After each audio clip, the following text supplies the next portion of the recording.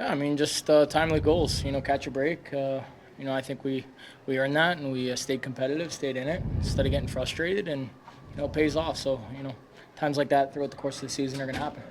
At risk of being a Debbie Downer, you have the 2-0 lead, and then they pour it on. They had you down to 3-2. Yep.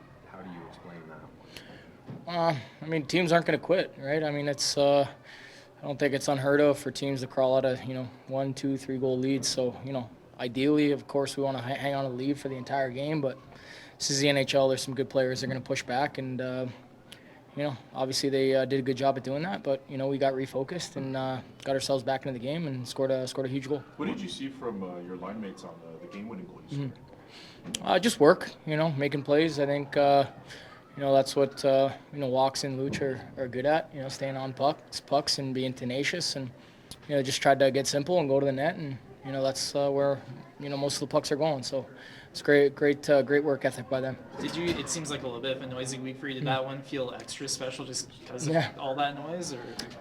Yeah, I suppose. I mean, that's just how it works. Like when you play in the league for a certain amount of time, you understand that when it's not going your way, you might have to just take a step back, simplify.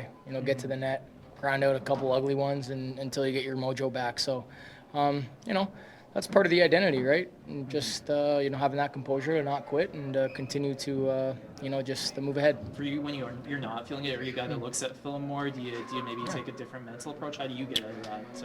Yeah, I don't think it's you got to overthink it or overanalyze. I think that's a bit of a slippery slope. So like I mentioned, you just try to simplify your game out there a little bit until you start finding your rhythm, and that's exactly what happened tonight. It seemed like a lot of stuff happened in a hurry in the second period.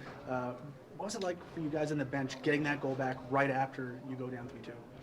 Well, that was a big goal for us, for sure. We were a little bit flat there for a second, and obviously, the boys go out there and get a big goal to kind of rally us back in, and obviously gives you kind of an energy boost at home. So, anytime you can respond with a goal that quickly is a huge bonus. And I guess for the group, you've been a young guy breaking into the league like Walker Duehr is now.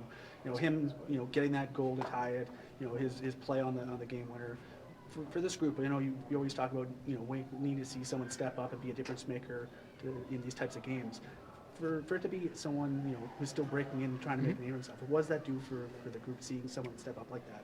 Yeah, it's motivating. Of course, you look for the young guys to provide energy, and Walks is a great kid, and he's willing to learn, and obviously becoming an NHL player, an established one, you have to have that consistency and bring it every single night, and I think he's certainly got the work ethic to do that. So it was nice to see him get rewarded.